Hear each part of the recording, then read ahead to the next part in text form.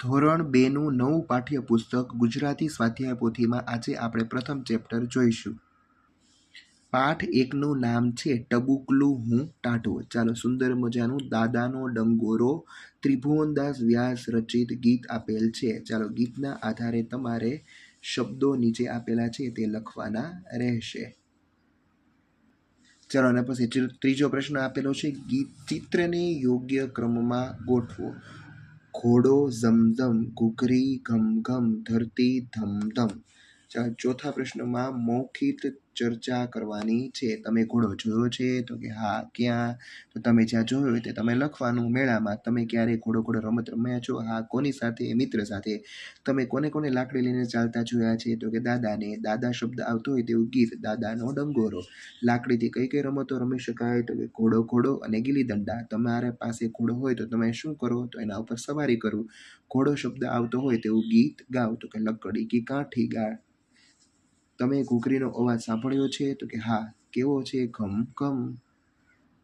પાંચમો પ્રશ્નમાં ગીતમાં જે શબ્દો આવતો હોય તેમાં સાચું કરવાનું અને ન આવતો હોય તેમાં ખોટું.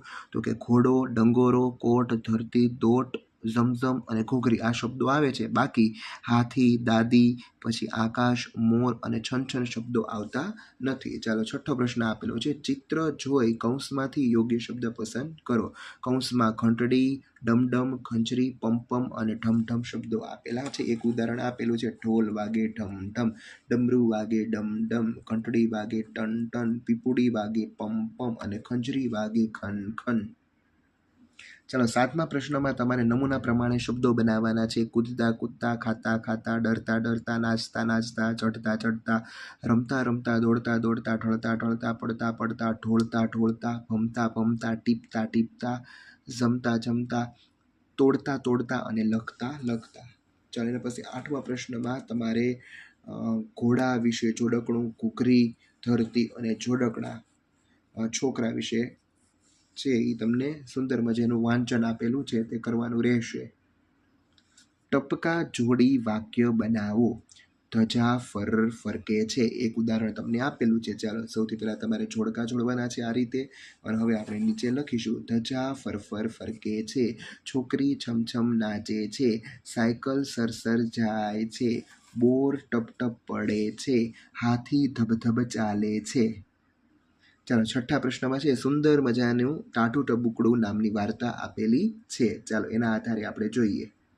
11મો પ્રશ્ન, ચિત્રોમાં નામ લખી સાચા ચિત્રની સામે સાચું કરો. પહેલો પ્રશ્ન, ઝૂંપડીની બહાર કોણ લપાઈને બેઠું હતું? તો કે સિંહ. બીજો પ્રશ્ન, જોઈતારામ શું શોધવા નીકળ્યો હતો? તો કે ગધેડો. ત્રીજો પ્રશ્ન, સિંહ અને સિંહણને સામે કોણ મળ્યું? તો કે વાંદરો. ચોથો પ્રશ્ન, કોનું પૂંછડું તૂટી ગયું? તો કે વાંદરાનું. ચાલો, અને પછી 12મા પ્રશ્નમાં શબ્દો આપેલા છે તે તમારે સામે આપેલ જગ્યામાં લખવાના રહેશે. ચાલો, એના પછી 13મો પ્રશ્ન, વાતચીત. પહેલો પ્રશ્ન, તમે શાનાથી ડરો છો? તો તમે જે ડરતા હોય તે તમારે લખવાનું. વાઘ, સિંહ, અંધારું વગેરે. તમે શાની સવારી કરી છે અને ક્યારે? ઘોડો. અને મેળામાં.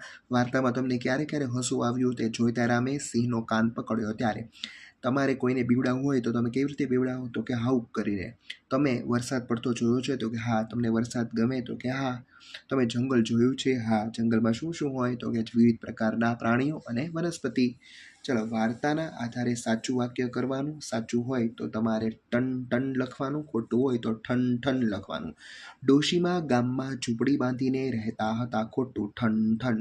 ડોશીમાને વરસાદના છાંટાની બીક લાગતી હતી. સાચું. Ton ton. જોઈતારામ સિંહથી ડરતો ન હતો. ખોટું. ઠન ઠન. ચાલો, પછી ચોથો પ્રશ્ન, થોડી વારમાં સૂરજ દાદા ઉગ્યા. ખોટું. ઠન ઠન.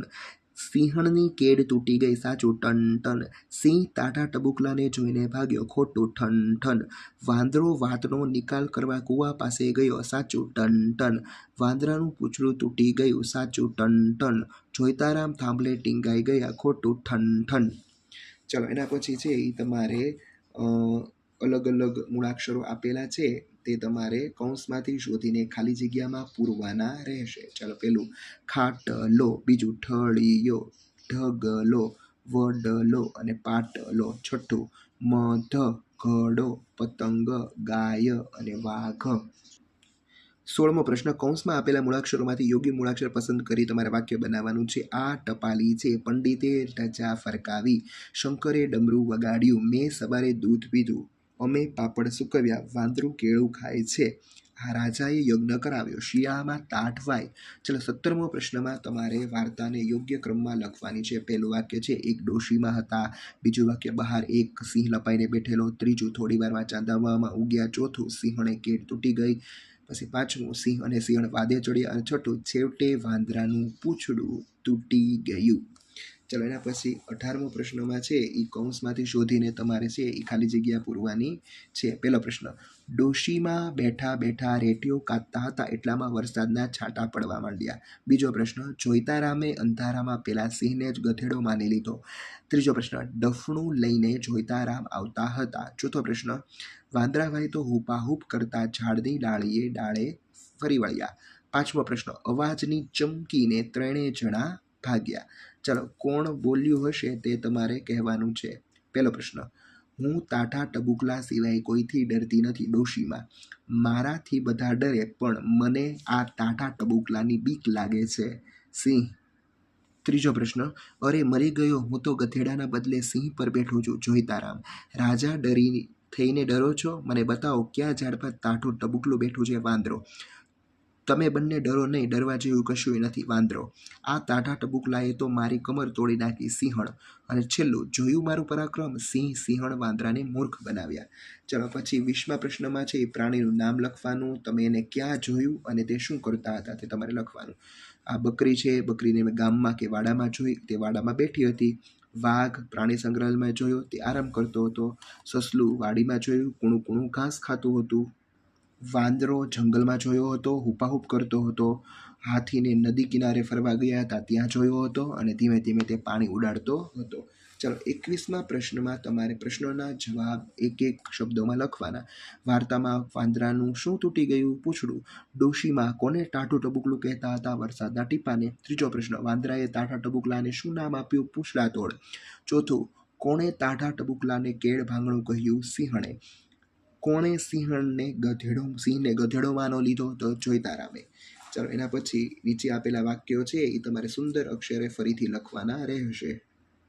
ચાલો એના પછી 23મા પ્રશ્નમાં કોણ બોલે છે અને કોને કહે છે તેમાં તમારે સાચું કરવાનું રહેશે. પહેલો પ્રશ્ન, ચાલો મને એ ઝાડ બતાવો. કોણ? તો કે વાંદરો બોલે છે. કા જોયું ને ટાઢું ટબુકલું? સિંહ. એક આ તાઠા ટબુકલાથી બીવ. ડોશી. દોસ્ત કહેવાની વાત નથી. સિંહ. હું સિંહથી ન બીવ, વાઘથી પણ ન બીવ. ડોશી. આ તો છે પૂંછડા તોડ. વાંદરો. તમે બંને નકામા બી મર્યા છો. વાંદરો.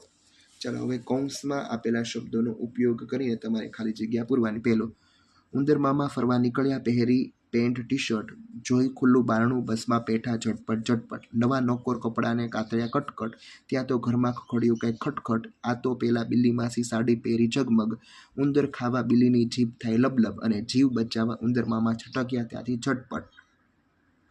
ચાલો એના પછી પ્રવૃત્તિઓ જોઈએ. એમાં પહેલી પ્રવૃત્તિ આપેલી છે કે નીચે આપેલા ચિત્રોમાં લાકડી લઈને ચાલતા દાદાજીના ચિત્ર સામે તમારે સાચું કરવાનું છે. જો સાચું કર્યું છે, હવે બીજો પ્રશ્ન, જોડકા જોડી તમારે યોગ્ય વાક્ય બનાવવાનું છે. ચાલો, ઘોડો ધમધમ. ચાલો અહીં આપણે ઘોડો ઝમઝમ કૂદે છે. ઘોડો ઝમઝમ કૂદે છે. ઘૂઘરી ઘમઘમ વાગે છે. ધરતી ધમધમ થાય છે. તારા ટમટમ ટમકે છે અને ચકલી ચકચક બોલે છે. પ્રવૃત્તિમાં ત્રીજો પ્રશ્ન, વાંચો અને સુંદર અક્ષરે તમારે લખવાનું છે. શબ્દો વાંચીને તમારે લખવાનું. ચાલો ચોથા પ્રશ્નમાં છે એ તમારે દાદા ઝટપટ ચાલે, મામા છમછમ નાચે છે, કાકા ખડખડ હસે છે, નાના થરથર ધ્રુજે છે, પાણી ટપટપ ટપકે છે, ફટાકડા ફટફટ ફૂટે છે, તમરા તમતમ બોલે છે, અને છેલ્લું ડમરું ડમડમ વાગે છે. અને પછી સામે આપેલી જગ્યામાં તમારે લખવાનું રહેશે સારા અક્ષરે. ચાલો એના પછી છે એ ઘેર શીખીએ એમાં વાર્તાને આધારે ચિત્રનો ક્રમ આપવાનો છે અને પછી એક એક વાક્ય એના વિશે લખવાનું છે. ચાલો પહેલાં બધા વાક્યો આપણે જોઈ લેવી કે પેલું ચિત્ર છે એનું કયું વાક્ય બને તો કે જોઈતારામ ઝાડની ડાળી સાથે ટીંગા ગયા. બીજા ચિત્રનું જોઈતારામ સિંહણ ઉપર પડ્યા. ત્રીજું તો કે ડોશીમાં બેઠા બેઠા રેડિયો કાઢતા હતા. ચોથું છે એ છેવટે વાંદરાનું પૂંછડું તૂટી ગયું. પાંચમું જોઈતારામે સિંહને ગધેડો માની લીધું અને છઠ્ઠું જોઈતારામ ઝાડની બખોલમાંથી ત્રણેયની વાતો સાંભળતા હતા.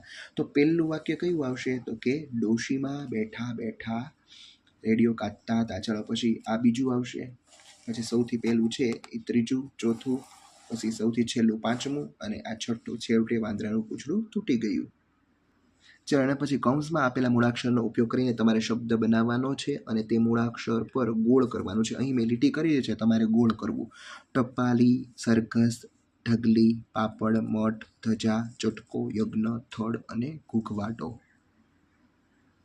ચાલો ત્યારબાદ ત્રીજું છે એ સરસ મજાનો ફકરો આપેલો છે અને ફકરાના નીચે છે એ જવાબ પ્રશ્નો આપેલા છે કે સિંહ, કેળ, પાછળ, પૂંછડી, આગળ, ડાળી, ઘૂઘવાટો, પછી ઝાડ, ટીંગાઈ, હાથ અને સિંહણ અને તૂટી કઈ જગ્યા આવે છે એની નીચે લીટી કરવાની અને નીચે છે એ તમારે લખવાનું રહેશે. ચાલો એના પછી પાંચમા પ્રશ્નમાં સરસ મજાના ચિત્રો આપેલા છે. તમારે કૌંસમાંથી શોધીને એના જવાબો લખવાના. ઘર, ઘડિયાળ, ધજા, ધનુષ, ડમરું, ડગલો, ટપાલી, ટમલર, ઠળિયો, ઠગ, ઢગલો, ઢીંગલી, પતંગ, મોર અને યતિ. ચાલો એના પછી પ્રાસવાળા શબ્દો તમારે વાંચવાના છે અને ત્યારબાદ લખવાના છે. ચાલો અહીં તમારું આ પ્રથમ ચેપ્ટર છે એ પૂરું થાય છે. હવે આપણે સ્વાધ્યાય પોથીના બીજા ચેપ્ટરમાં મળીશું. Thank you.